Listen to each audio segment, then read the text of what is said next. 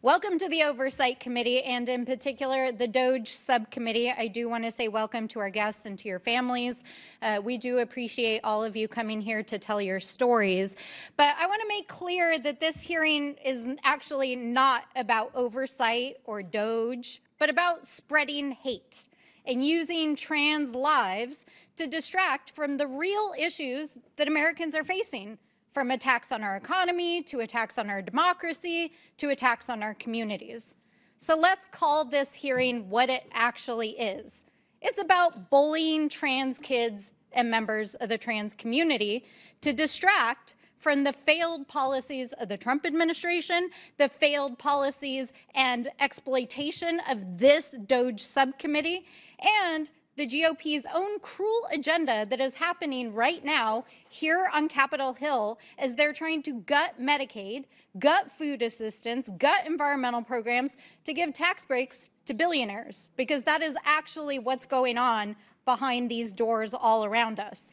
So, as the ranking member of this subcommittee, let me start by saying to everyone in the trans and LGBTQ plus community who might be watching or listening today that we see you, we love you, we respect you, we are fighting for you, and we will fight back against this hateful agenda. Now, I do want to point out here at the outset that we are, in fact, in the Oversight Subcommittee on, quote unquote, delivering on government efficiency. And this is a committee here in Congress that was created this year by the GOP, supposedly to address government efficiency.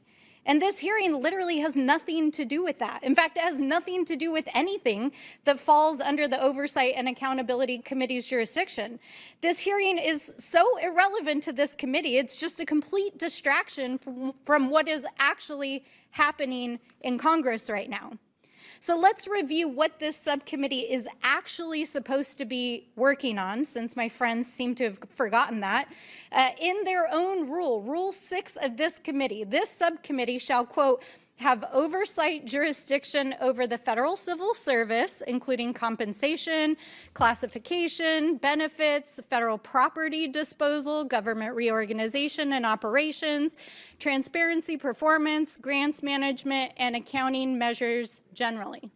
That is the jurisdiction of this committee. And I don't know about any of you, but I don't see anything in here about sports, the Olympics, Title IX, fencing, and certainly nothing about policing the bodies of Americans. And frankly, hearings of this subcommittee have become so divorced from reality or anything resembling oversight and the jurisdiction of this committee. It's basically turned into a political campaign ad, as you just saw on these TVs. That's what this subcommittee has devolved into. And frankly, I think many of us expected that that's where we would end up. But meanwhile, Donald Trump is letting Elon Musk and his cabinet secretaries and OMB now continue to dismantle our federal agencies, to hack our private data. They're firing veterans and teachers and firefighters. They're trying to break Social Security and the VA. And there is literally no oversight happening here in this committee under the GOP. In fact, my colleagues have failed to bring even a single administration witness here to this committee. They haven't brought Elon Musk, they haven't brought a cabinet secretary, they haven't brought a political, they haven't brought anyone to this committee to answer to the lawless and immoral behavior that's happening inside the administration or anything that relates to the jurisdiction of this committee. That's why, even though we had hoped on the Democratic side for real and meaningful bipartisan work to make the government more efficient, to make it work better for Americans, we have to sit here week after week and fight back against this abusive and lawless and ridiculous agenda. And, I want to just point out that there are now over 220 lawsuits against the Trump administration and over 130 court restraining orders and injunctions against them because of this agenda. So why did the chairwoman decide to call this hearing today? Why is it that we're trying to distract from an agenda that is so unpopular that 2/3 of Americans disapprove of what DOGE and Elon Musk is doing? Maybe it has something to do with the failure of the president in the first 100 days, that his approval ratings have declined by 14%. Maybe it's to distract from the reality that our economy is tanking and prices are going up. Maybe it's because the budget that came to Congress last week doubles down on proposals to take food out of the mouths of children. Maybe it's because behind closed doors all around us, they're trying to take away your Medicaid and your food assistance. So why bully trans kids? Why take up airspace to bully a population that only makes up 0.6% of the population? Because clearly they're living rent-free in the GOP's minds. But simply put, Republicans are focused on the wrong 1%. So why are they so obsessed?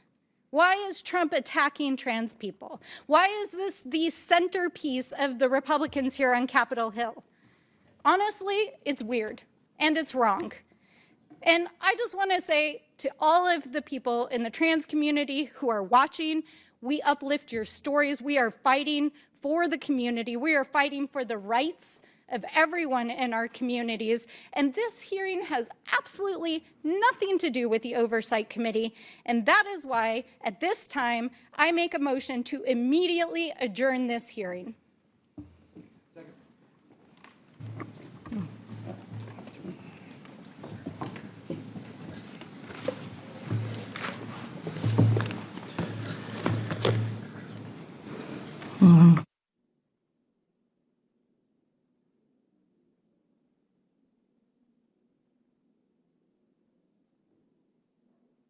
Okay.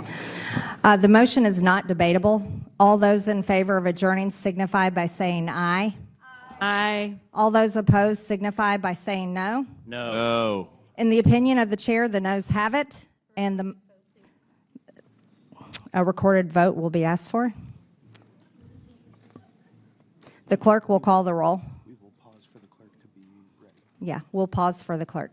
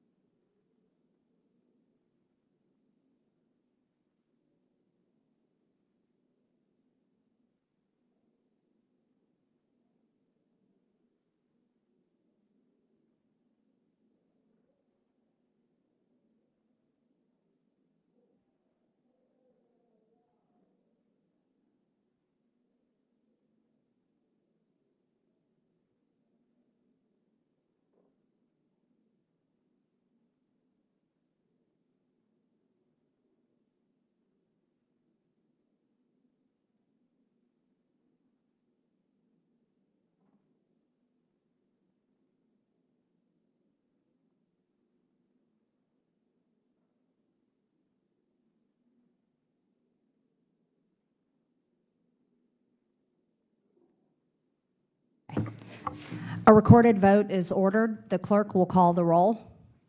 Mr. Cloud. No. Mr. Cloud votes no. Mr. Fallon. Mr. Timmons. No. Mr. Timmons votes no. Mr. Burchett. No. Mr. Burchett votes no. Mr. Burleson. No. Mr. Burleson votes no. Mr. Jack. No. Mr. Jack votes no. Mr. Gill. No. Mr. Gill votes no. Mr. Comer. No. Mr. Comer votes no. Ms. Norton. Yes. Ms. Norton votes yes. Mr. Lynch. Aye. Mr. Lynch votes aye. Mr. Garcia. Yes. Mr. Garcia votes yes. Mr. Kassar. Yes. Mr. Cassar votes yes. Ms. Crockett? Yes. Ms. Crockett votes yes. Ms. Stansbury? Yes. Ms. Stansbury votes yes. Ms. Greene? No. Ms. Greene votes no. The clerk will report the tally.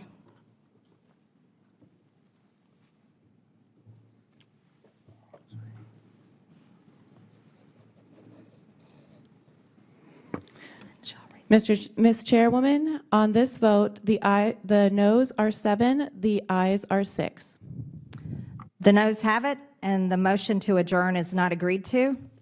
Also, pursuant to Committee Rule 6A2, Chairman Comer refers specific responsibility for the matter of this DOGE subcommittee hearing regarding USA fencing hearing to Chairman Greene and the subcommittee on delivering on government efficiency. This hearing is directly under our jurisdiction.